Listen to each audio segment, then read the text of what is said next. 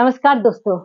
चलिए आज हम आपको बताएंगे कि हमें नहाने का बाद क्या करना चाहिए और नहाने का बाद क्या नहीं करना चाहिए। अगर आपको ये जानना है तो वीडियो को जरूर पूरा देखें। मित्र, हम लोग बहुत समय ऐसा होता है कि जाने अनजाने में बहुत सारे गलत काम कर लेते हैं जो कि हम लोगों को नहीं करना चाहिए। इसका जो असर होता है हम लोग पर बहुत बुरी तरह से पड़ता है। तो प्रत्येक काम करने से पहले हम लोग उस काम के बारे में अच्छा से अगर जान ले, समझ ले, तो हम लोगों को ये काम का जो बैड इफेक्ट होता है या जो असर होता है उसको सहना नहीं पड़ता है। आज हम आप लोगों को बताएंगे कि अगर हमारा जिंदगी में हम लोग सुख समृद्धि चाहते हैं तो हमें क्या क्या करना चाहिए। दोस्तों, सभी धर्म में ही स्नान को बहुत ही महत्व दिया जाता है। जैसे हम खाते हैं, जैसे हम जीवन व्यतीत करते हैं, जैसे हमारा व्यवहार, हमारा आचरण, ये सब इसका असर हमारा शरीर पर पड़ता है। वैसा ही स्नान इन सबों से कुछ अलग नहीं है।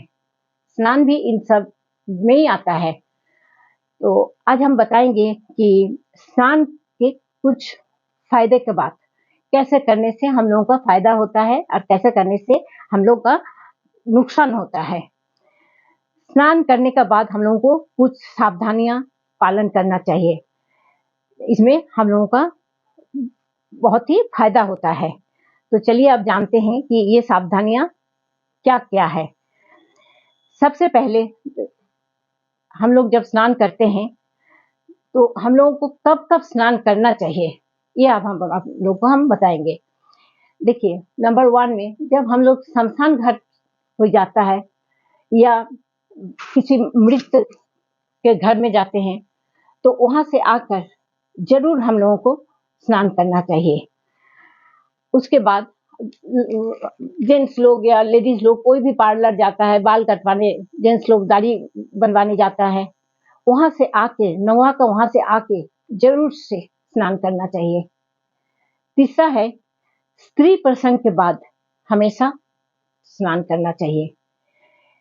किंतु स्नान के बाद जाने अनजाने में हम लोग बहुत सारी गलती करते हैं जिसकी वजह से हमें बहुत सारी परेशानियां भी झेलना पड़ता है। इसलिए इन सावधानियों को जरूर से ध्यान रखें। जैसे पहले सावधानी ये है कि नहाने के बाद हम लोग जो बाल्टी से नहाते हैं उस बाल्टी में थोड़ा पानी छोड़ देते हैं, उसको कभी नहीं करना चाहिए। और ना ही बाल्टी को खाली करके उलट के रखना चाहिए। काहे कि बाल्टी में अगर हम लोग थोड़ा पानी छोड़ देते हैं तो उसमें कीटाणु वृद्धि हो जाता है, उससे हम लोगों का नुकसान होता है। और बाल्टी को अगर हम लोग खाली बाल्टी उलट के रख देते हैं तो उससे हम लोगों का सुख समृद्धि में वृद्धि होना बंद हो जाता है, इससे हम लोगों का हानि होता है। धार्मिक दृष्टि से स्नान का बाद बाल्टी को अगर हम लोग पलट के रख देते हैं तो इससे आयु का भी हम लोगों का क्षय होता है, आयु भी कम हो जाता है। दूसरा है, स्नान के बाद कभी भी गीला कपड़ा हम लोगों को बाथरूम में छोड़कर नहीं रखना चाहिए, क्योंकि गीला कपड़ा अगर हम लोग बाथरूम में छोड़ के रखते हैं तो इससे हम लोगों का पूर्वजों का अपमानित किया जाता है, यही माना जाता है शास्त्र में। तीसरा चीज है, स्नान करने समय कभी भी हम लोगों को चप्पल पहन के स्नान नहीं करना चाहिए। ना ही स्नान के बाद हमें चप्पल पहन के पूजा पाठ के लिए पूजा रूम के पास जाना चाहिए, इससे हम लोगों का बरकत रुक जाती है।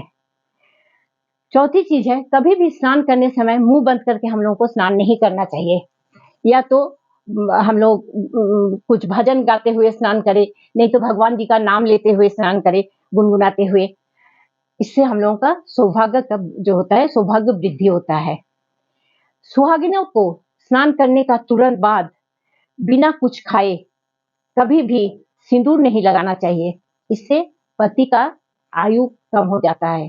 इसलिए मुंह में एक दाना बादाम ही क्यों ना हो, उसका मुंह में डाल के तब आप सिंदूर लगाइए। स्नान करने का तुरंत बाद अपना नाखून कभी मत काटिए, इससे क्या होता है, समृद्धि हम लोगों का रुक जाता है। स्नान के तुरंत बाद जब तक हमारा बाल गीला रहता है तब तक हमें किचन में भी नहीं घुसना चाहिए। अगर बहुत जरूरी पड़े तो किचन जाने से पहले अवश्य ही कुछ चीज हमें खाकर तब किचन में जाना चाहिए। और एक चीज है, स्नान के तुरंत बाद हम लोगों को कभी भी श्रृंगार नहीं करना चाहिए। कुछ देर के बाद हमें श्रृंगार करना चाहिए, या तो कुछ खा के श्रृंगार कीजिए, नहीं तो कुछ देर के बाद श्रृंगार कीजिए।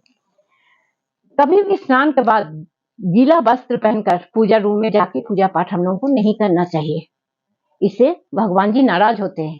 लेकिन गीला कपड़ा पहन के हम लोग मंदिर जाके पूजा पाठ कर सकते हैं, शिव जी का मंदिर में जाके आप पूजा कर सकते हैं, शिवालय में जाके पूजा कर सकते हैं, इसमें कोई दोष नहीं लगता है।